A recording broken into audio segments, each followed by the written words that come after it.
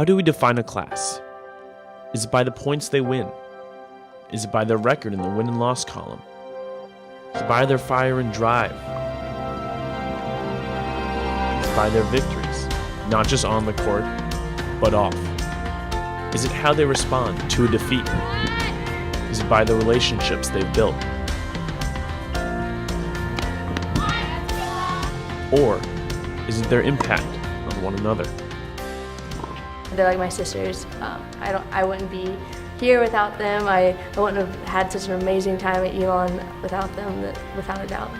Frida is one of the most caring and brave people I've ever met. Bryn is the goofiest, craziest, lovable person I have ever met in my entire life. I don't think there's one heart in her body. There has to be at least 3 or 4.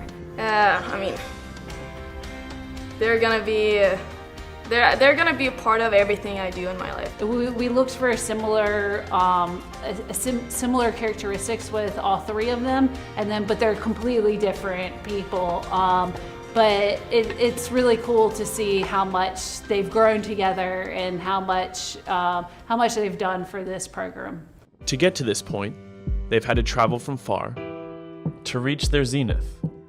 They're up there at the top, on the court, off the court. They're, what they bring to our team on a day in, day out basis. I mean, they're never satisfied with what they've done, and they always want more. And I think that is the mark of a true competitor. To earn that mark, they've had to travel outside their own boundaries, to where they may not be comfortable at the time, to find a place where they are, a home away from home, with each other.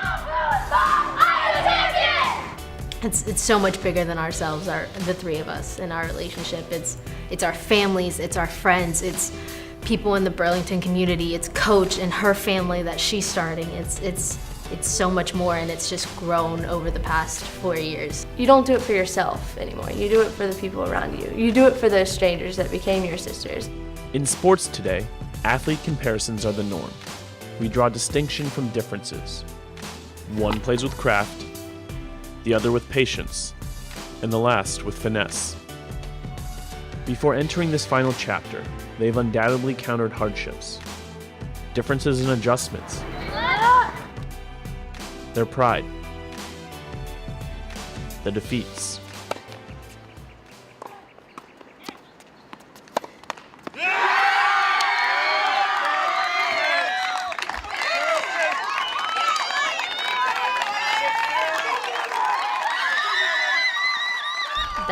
That moment, I will never forget, because it wasn't just me, it wasn't my team who was there, it wasn't just Elon Athletics who was there. I was a part of 500 plus people, a community that were all around me and supporting me.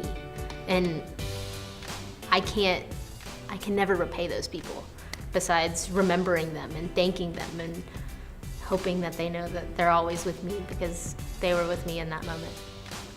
I mean, last year's conference tournament, it laid it all out there, and that's all you can ever ask for as a coach, is so your players are gonna do everything they possibly can, mentally, physically, emotionally, put it all out there on the court. That's just tennis. It goes down to the very, very points. And I mean, I've been thinking about it, but we fought so hard that I wasn't even disappointed after the match, I mean, it was sad that we didn't get the ring, because I think we deserved it. But doesn't kill you, makes you stronger, right? And as the last serves are tossed, as the last battles are fought, the last points fall, and the last victories announced, we can appreciate what they've given us and their resolve, not just on this court, but off. How do we define a class? How about how they work together as a unit, and that unit's impact on those around them and this community?